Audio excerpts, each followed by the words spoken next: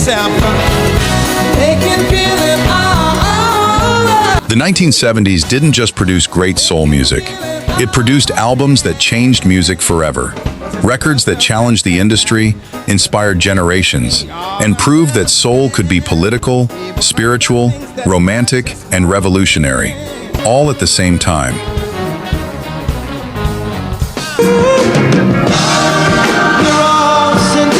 But here's what many people don't realize. Some of these masterpieces were considered too risky, too personal, or too different to become classics. Record labels questioned them. Radio stations didn't always understand them. Yet decades later, they're studied, sampled, and celebrated as some of the greatest albums ever made. Welcome to R&B Blueprint, where we uncover the true stories behind the music that shaped generations. Today, we're counting down the 10 greatest soul albums of the 1970s.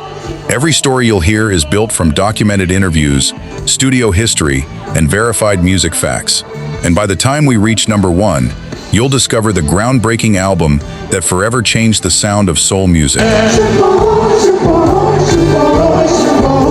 Number 10, the Isley Brothers, 3+3, 1973.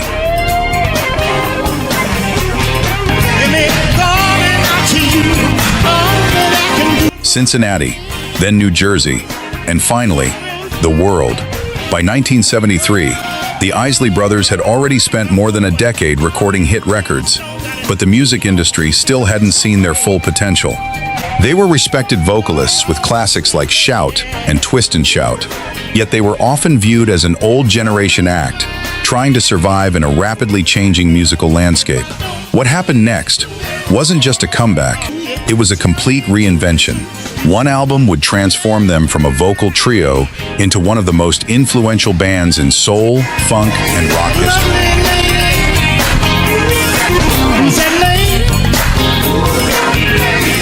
The biggest change came from inside the family itself. Ronald, Rudolph, and O'Kelly Isley welcomed younger brothers Ernie, Marvin, and brother-in-law Chris Jasper into the group, creating the 3+3 lineup that gave the album its name. Suddenly, the Isley Brothers were no longer relying solely on powerful vocals. They had exceptional musicians who could write, arrange, and perform nearly everything themselves. Ernie Isley's explosive guitar work, heavily influenced by Jimi Hendrix, added a rock edge rarely heard in soul music, while Chris Jasper's keyboards brought a sophisticated musical depth. Together, they crafted an album that effortlessly blended funk, soul, rock, and quiet storm into a sound that felt completely new.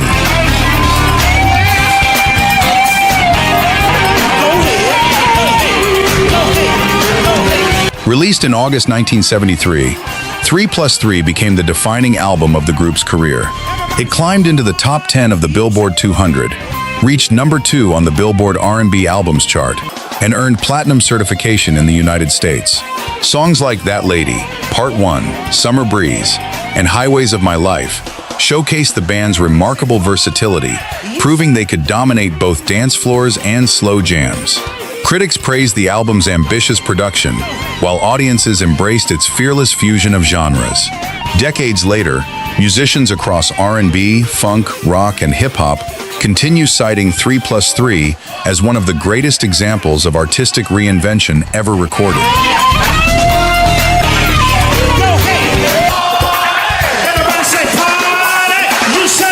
But perhaps the album's greatest achievement wasn't its commercial success. It was the blueprint it created for future generations. Without 3+3, it's difficult to imagine artists like Prince, D'Angelo, Lenny Kravitz, or countless neo-soul musicians blending genres so effortlessly. The Isley Brothers proved that evolution wasn't something to fear. It was the key to longevity. More than 50 years later, 3+3 still sounds adventurous, proving that true innovation never goes out of style. And if you think this comeback story is remarkable, the next album was born from one man's deepest personal struggles and would become one of the most emotionally powerful records soul music has ever known.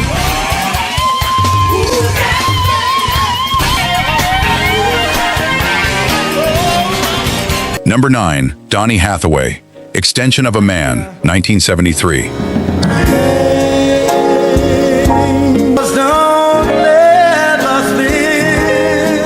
Some albums are created to entertain.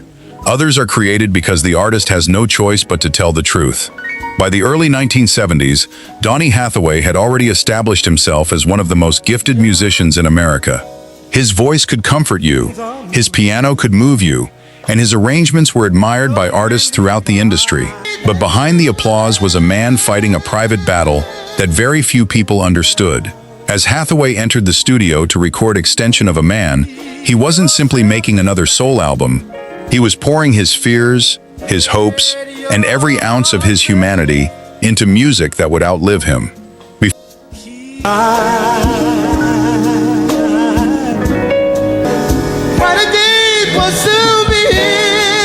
Before becoming a celebrated recording artist, Hathaway studied music at Howard University and quickly earned a reputation as a brilliant arranger, composer, and session musician. He worked with legends like Curtis Mayfield, Aretha Franklin, and Roberta Flack before stepping into the spotlight himself.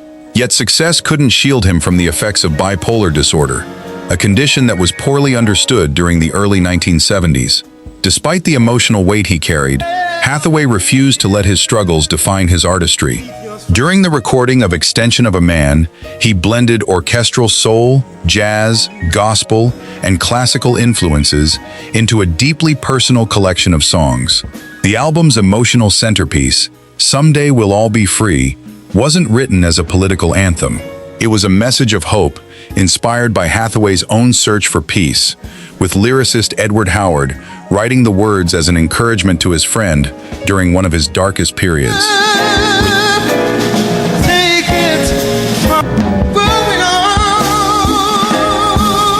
Released in 1973, Extension of a Man wasn't an immediate blockbuster, but it earned widespread respect from critics and fellow musicians who recognized its extraordinary depth.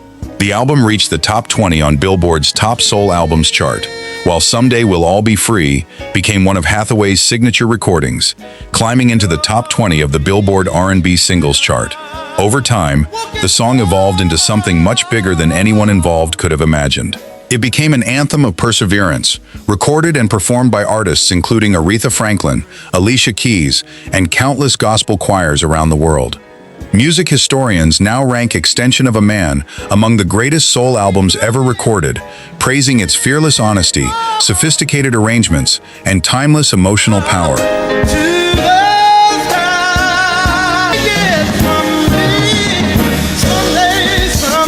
Although Donny Hathaway's life was tragically cut short just a few years later, his influence has only grown with time. Artists such as Stevie Wonder, India Daughtry, John Legend, D'Angelo, and Common have spoken openly about the profound impact Hathaway's music had on their own careers. Extension of a Man remains a masterclass in vulnerability, proving that true greatness isn't measured only by chart positions, but by the lives a record continues to touch decades later. Every note feels authentic because it came from a place of genuine experience. That's why listeners continue returning to this album whenever they need comfort, hope, or reassurance that they are not alone.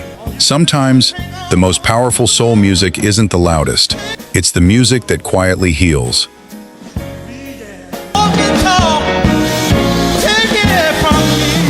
Number 8. Al Green, Call Me, 1973.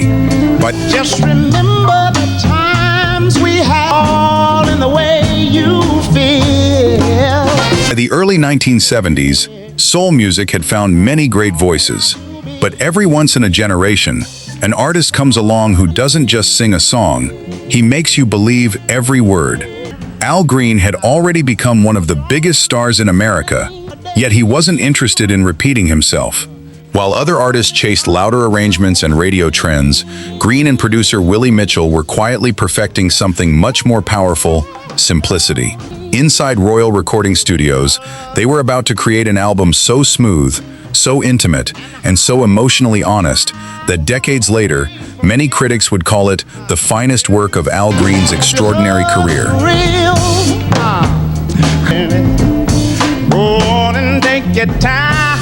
Al Green's journey to soul superstardom was anything but easy. Born in Arkansas and raised in Michigan, He spent his early years singing gospel with his brothers, before finding his own path in secular music. Everything changed when Memphis producer Willie Mitchell recognized the unique quality of Green's voice, a delicate tenor capable of expressing vulnerability and passion with remarkable ease. Their partnership became one of the greatest producer Willie Mitchell's collaborations in music history. Rather than overwhelming listeners with elaborate production, Mitchell stripped the music down to its essentials. On Call Me, every horn section, every guitar lick, every drum fill, and every moment of silence was carefully placed to support Green's voice, allowing emotion to become the album's true centerpiece. Feeling as good in a day like Released in April 1973, Call Me immediately confirmed that Al Green had reached the peak of his creative powers. The album climbed to #1 on the Billboard Top Soul Albums chart and reached the top 10 on the Billboard 200, proving its appeal stretched far beyond traditional R&B audiences. Singles like Here I Am, Come and Take Me, Call Me, Come Back Home, and the timeless cover of You Ought to Be With Me became major hits, while critics praised the album's consistency from beginning to end. Unlike many albums built around one successful single, Call Me delivered an uninterrupted listening experience, with every track contributing to its emotional depth. Today, it's frequently included in lists of the greatest albums ever recorded, and has been preserved as one of the defining achievements of classic soul music. What makes Call Me truly timeless isn't just its chart success, it's its honesty. Long after musical trends have changed, listeners continue returning to the album because its emotions feel genuine and universal. Countless artists, including Prince, Maxwell, D'Angelo, John Legend, and Alicia Keys, have acknowledged Al Green's influence on modern soul and R&B, while producers still study Willie Mitchell's understated production techniques. Together, they prove that greatness doesn't always come from doing more. Sometimes it comes from knowing exactly what to leave out. More than 50 years later, Call Me remains a masterclass in elegance, intimacy, and restraint. It reminds us that the quietest voice in the room can often leave the deepest impression.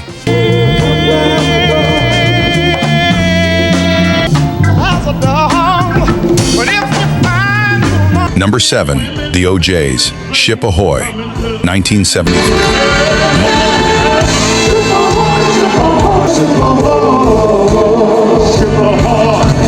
Most soul albums were written about love, heartbreak, or celebration. But every once in a while, an album arrives that dares to ask much bigger questions. What happens when wealth becomes more important than humanity? What happens when history is forgotten? And what happens when music becomes a mirror reflecting society's darkest truths? Those were the questions the O'Jays answered with Ship Ahoy. At a time when many artists were chasing radio hits, they delivered an album that was both musically irresistible and socially fearless. It wasn't just entertainment, it was a statement.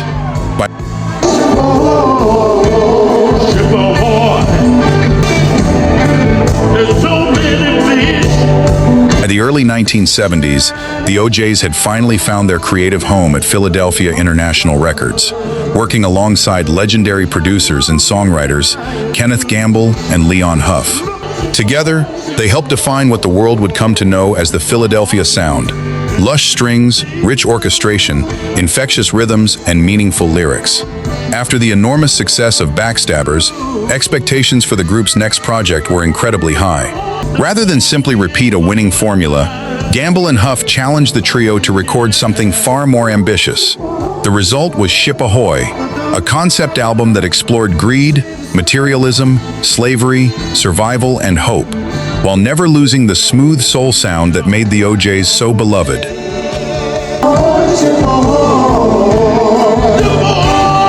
Released in November 1973, Ship Ahoy became both a commercial success and a critical triumph. The album reached the top 20 on the Billboard 200 and climbed to #1 on the Billboard Soul Albums chart. confirming the OJs as one of the premier vocal groups of the decade. The driving bass line of "For the Love of Money" became one of the most recognizable intros in music history, later sampled by countless hip-hop artists and featured in films, television, and documentaries around the world. Meanwhile, the album's title track, "Ship Ahoy," delivered a haunting musical depiction of the transatlantic slave trade, reminding listeners that soul music could educate as powerfully as it could entertain.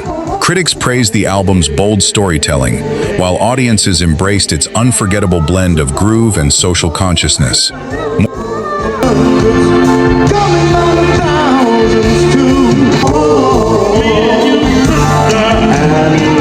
More than 50 years later, "Ship Ahoy" remains one of the defining achievements of the soul album era. Its themes of economic inequality, exploitation, and human dignity remain as relevant today as they were in 1973. Music historians often describe it as one of Gamble and Huff's greatest productions, while modern artists continue studying its songwriting and arrangements. The OJs proved that commercial success and artistic courage could exist in the same record. They didn't ask listeners to choose between dancing and thinking. They gave them both. And that's why "Ship Ahoy" continues to sail through music history as one of soul's most important masterpieces.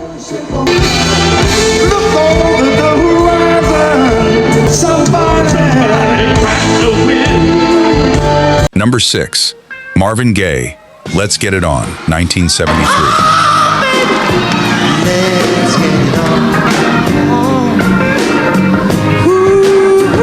By the early 1970s, Marvin Gaye had already changed music forever with "What's Going On."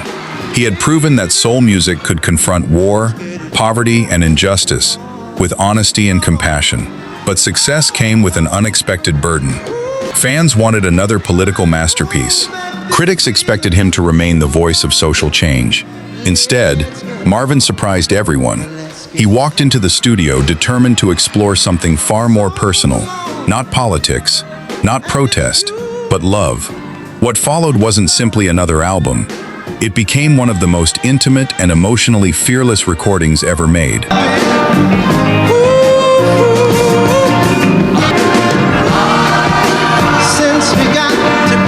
Behind the scenes, Marvin Gaye was navigating one of the most difficult periods of his life.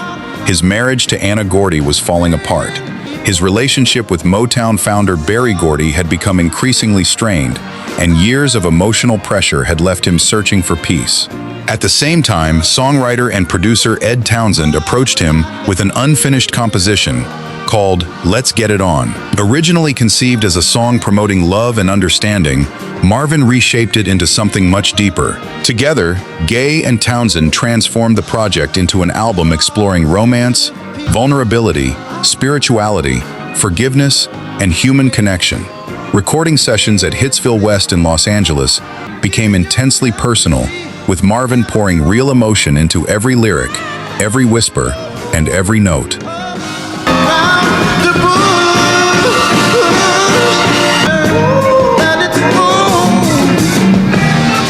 Released in August 1973, "Let's Get It On" became an instant triumph.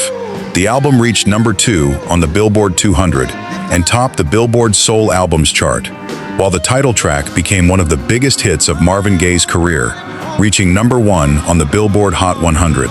Critics praised the album for its emotional honesty, elegant production, and breathtaking vocal performances, while audiences embraced it as both a romantic masterpiece and a deeply human work of art.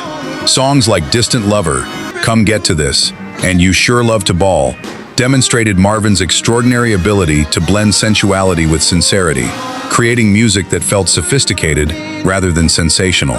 Over time, the album came to be recognized not only as one of the greatest soul records ever made, but also as one of the finest albums in the history of popular music.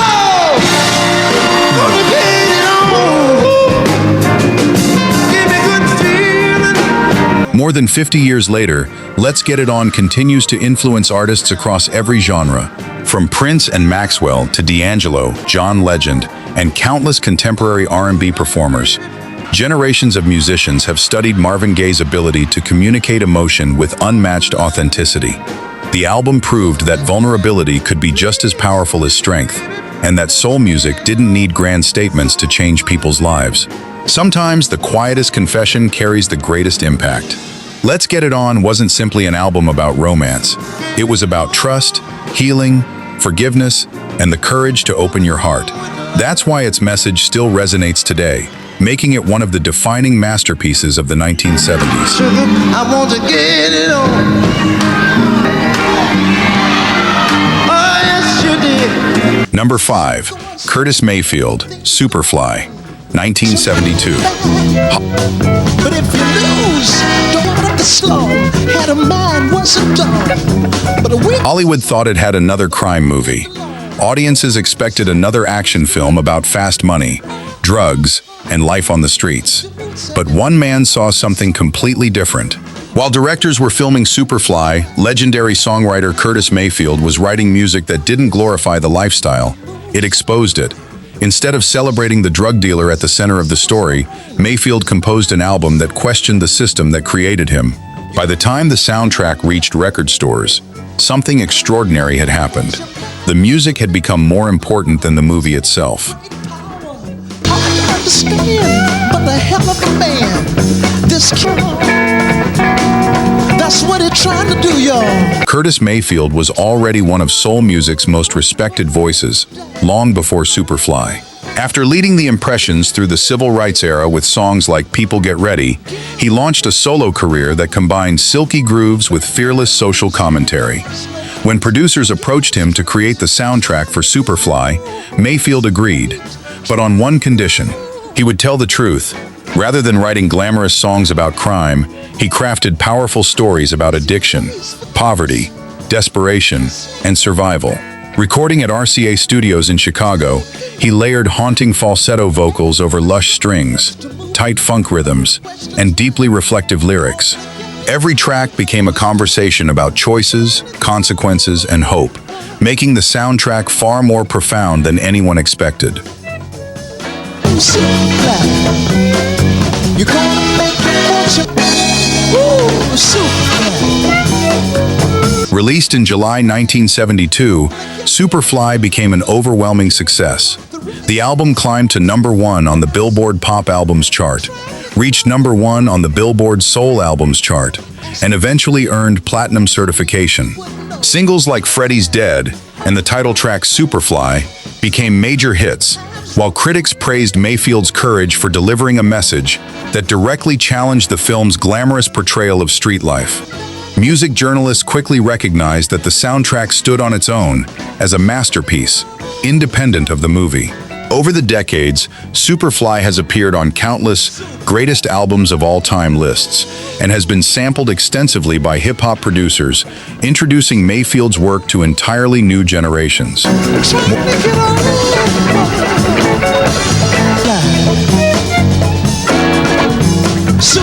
More than 50 years later, Superfly remains one of the most influential albums ever recorded. Its blend of social awareness, sophisticated songwriting, and irresistible funk grooves helped shape the future of soul, hip-hop, and R&B.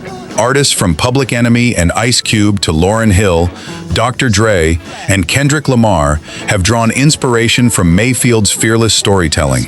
He proved that popular music could entertain while challenging listeners to confront uncomfortable truths. Superfly wasn't simply a soundtrack, it was a cultural statement, and in many ways it became the gold standard for every socially conscious soul album that followed. That's why the only thing you know is do it, die. Number 4, Parliament, Mothership Connection, 1975.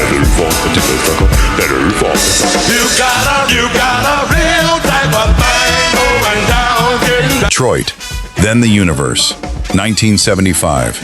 By the middle of the 1970s, soul music had already evolved through gospel, funk, and rhythm and blues. But George Clinton wasn't interested in following trends. He wanted to create an entirely new world. While other artists sang about love or heartbreak, Clinton imagined spaceships landing on Earth, mythical characters bringing funk to humanity, and black musicians reclaiming the future through imagination instead of limitation. It sounded outrageous. Some record executives didn't know how to market it, but inside the studio, George Clinton wasn't just recording songs, he was building a universe, and that universe would forever change the sound of black music.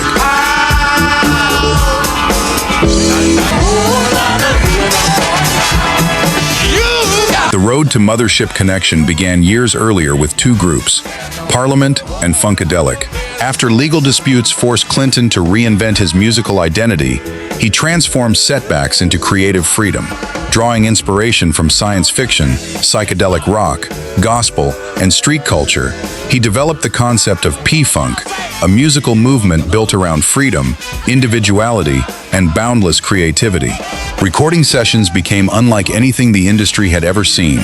Layer upon layer of bass lines, synthesizers, horns, vocal chants, and improvisation filled the studio. Clinton assembled an extraordinary collective of musicians, including Bootsy Collins, Bernie Worrell, Eddie Hazel, and Gary Scheider, each contributing to a sound that was both chaotic and remarkably disciplined. Every song felt like another chapter in an epic story, inviting listeners aboard the legendary Mothership.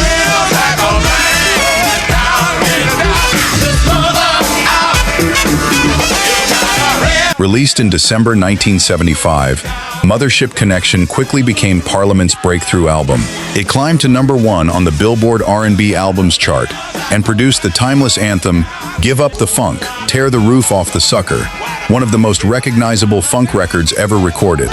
Critics praised the album's originality, while audiences embraced its infectious grooves and unforgettable live performances, where a giant spaceship famously descended onto the stage. Beyond its commercial success, the album introduced Afrofuturism to a mainstream audience, presenting black culture through a vision of limitless possibility, innovation, and empowerment. It wasn't simply music, it was mythology brought to life through rhythm and imagination.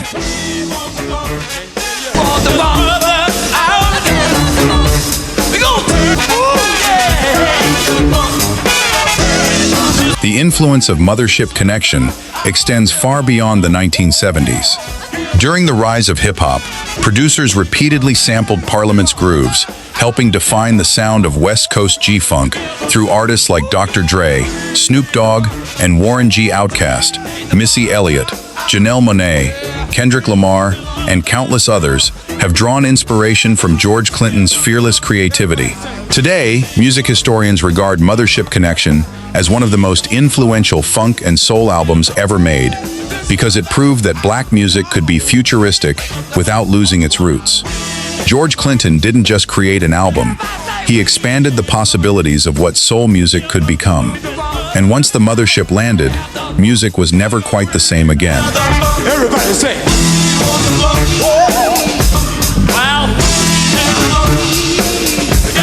Number 3, Earth, Wind and Fire, All in All, 1977.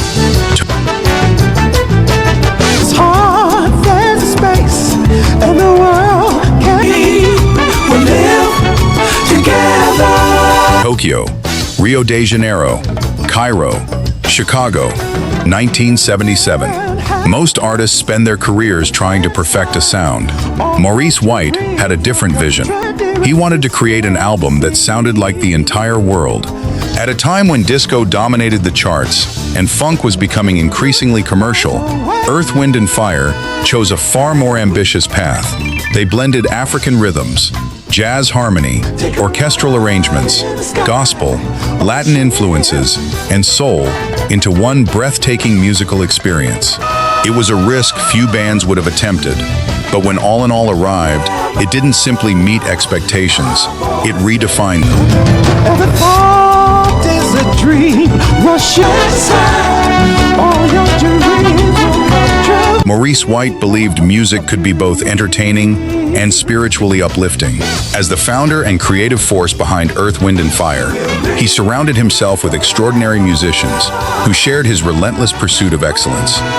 Inspiration for All in All came after the band's tour through South America and Japan, where White became fascinated by different cultures, traditions, and musical styles. Those experiences found their way into every corner of the album.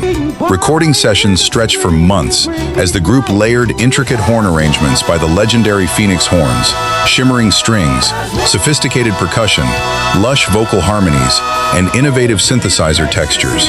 Songs like Fantasy, Jupiter, and Serpentine Fire reflected White's belief that music should elevate the listener as much as it entertains them. Every note was carefully crafted to create an album that felt timeless rather than trendy.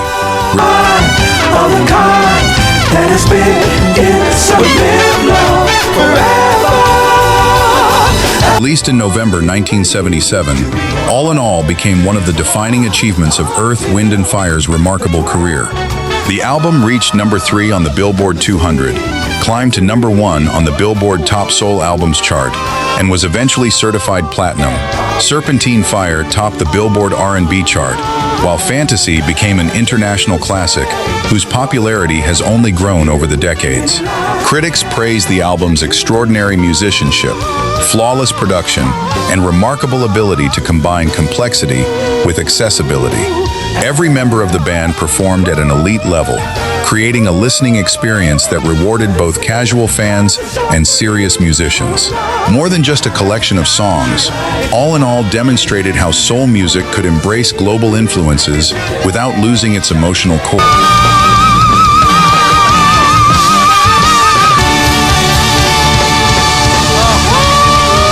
Nearly 50 years later, All in All continues to inspire artists across genres. Its influence can be heard in contemporary R&B, jazz, gospel, neo-soul, pop, and even film scores. Musicians still study Maurice White's arrangements, Verdine White's bass lines, Philip Bailey's astonishing falsetto, and the band's unmatched precision as an ensemble. The album proved that technical brilliance and heartfelt emotion could exist in perfect harmony. It wasn't simply about making hit records. It was about creating music with purpose, beauty, and lasting meaning. That's why All in All remains one of the greatest soul albums ever recorded. It reminds us that true artistry doesn't recognize borders. It speaks a universal language.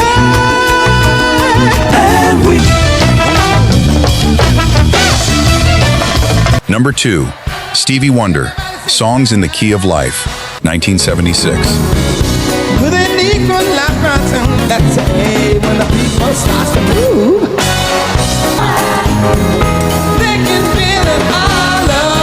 By the mid-1970s, Stevie Wonder had nothing left to prove.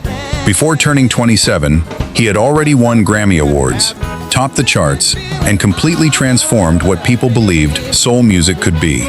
Most artists would have taken a victory lap. Stevie Wonder did the opposite. He disappeared into the studio for nearly 2 years, chasing perfection. Record executives grew impatient. Deadlines came and went. Some even wondered if the album would ever be finished. But Stevie refused to release anything less than his masterpiece. When Songs in the Key of Life finally arrived, it wasn't just another album. It became a celebration of life itself.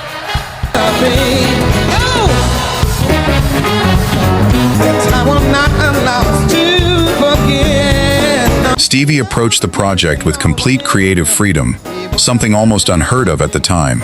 Having earned unprecedented artistic control from Motown, he wrote, arranged, produced, and performed much of the music himself while collaborating with an extraordinary cast of musicians. Recording sessions moved between Crystal Sound and the record plant in Los Angeles, often lasting late into the night as Stevie searched for exactly the right sound. Every song explored a different part of the human experience. There was the joyful tribute to Duke Ellington in Sir Duke, the deeply personal celebration of fatherhood in Isn't She Lovely, the nostalgic storytelling of I Wish, and the social awareness of Village Ghetto Land and Pastime Paradise. Rather than making a collection of singles, Stevie built a musical journey that embraced love, childhood, faith, struggle, hope, and community.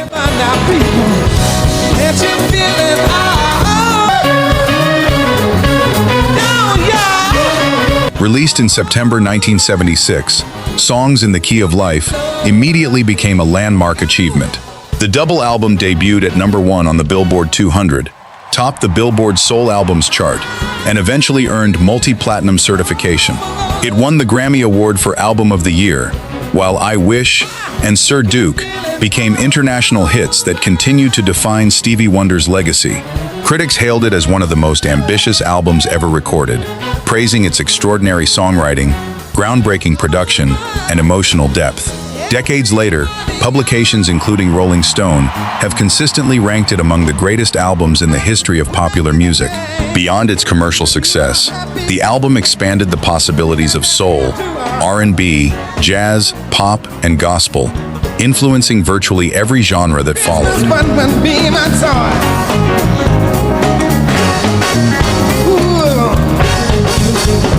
Nearly 50 years later, Songs in the Key of Life remains the gold standard of artistic excellence. Artists including Prince, Beyoncé, Alicia Keys, John Legend, Babyface, D'Angelo, Pharrell Williams, and countless others have cited it as one of the most influential records ever made.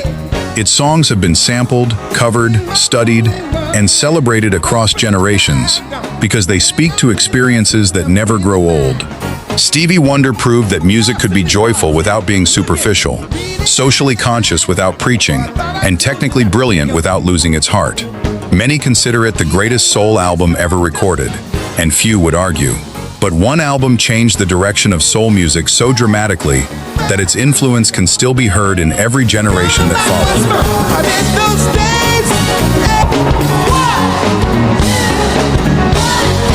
Number 1, Sly and the Family Stone. There's a Riot Going On, 1971. But Mom loves the both of them. Blood's thicker than the mud. It's a family of... Just 2 years earlier, Sly and the Family Stone had stood on the stage at Woodstock, delivering one of the most electrifying performances in music history. They represented hope, unity, and a new vision of America. Their music brought together black and white musicians, men and women, funk, soul, gospel, and rock, at a time when the country desperately needed healing. But by 1971, everything had changed. The optimism of the 1960s had faded. The Vietnam War continued. Political assassinations had shattered public confidence. Racial tensions remained high, and Sly Stone himself was battling isolation, drug addiction, and growing paranoia. When he entered the studio to record There's a Riot Going On, he wasn't trying to make another hit album. He was documenting the collapse of a dream.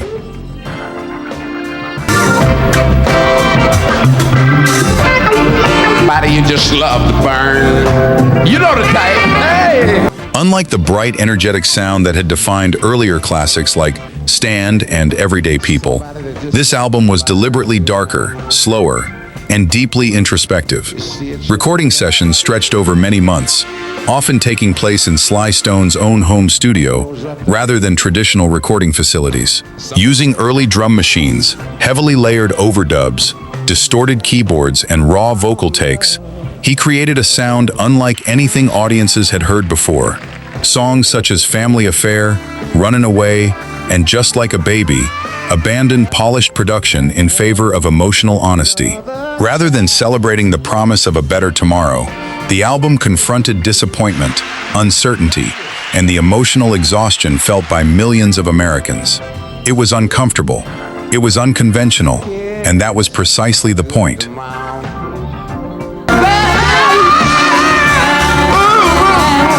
Released in November 1971, There's a Riot Going On stunned both critics and fans. Despite its unconventional sound, the album reached number 1 on the Billboard 200 and number 1 on the Billboard Soul Albums chart, while Family Affair became the group's first Billboard Hot 100 number 1 single. Some reviewers initially struggled to understand its murky production and melancholy atmosphere, but over time opinions changed dramatically. Music historians came to recognize the album as one of the most influential recordings ever made, praising its groundbreaking production techniques and emotional depth. Its minimalist rhythms, hypnotic grooves, and intimate sound would later shape funk, neo-soul, alternative R&B, and hip-hop, influencing artists such as Prince, D'Angelo, Questlove, Dr. Dre, Outkast, Kendrick Lamar, and countless others. What once sounded strange eventually became the blueprint for the future. Rose up the bed. More than 50 years later, There's a Riot Going On remains one of the boldest artistic statements in popular music. It proved that soul music didn't have to sound polished to be powerful. It didn't have to offer easy answers to leave a lasting impact. Sly Stone transformed personal struggle into timeless art, creating an album that challenged listeners to confront reality rather than escape it. That's why it earns the #1 spot on this countdown. Not simply because it sold records, but because it permanently changed the language of soul music. Every emotionally honest R&B album, every experimental funk record, every hip-hop producer searching for warmth inside imperfection owes something to the fearless creativity of Sly and the Family Stone. Some albums define an era. There's a Riot Goin On changed the direction of music itself.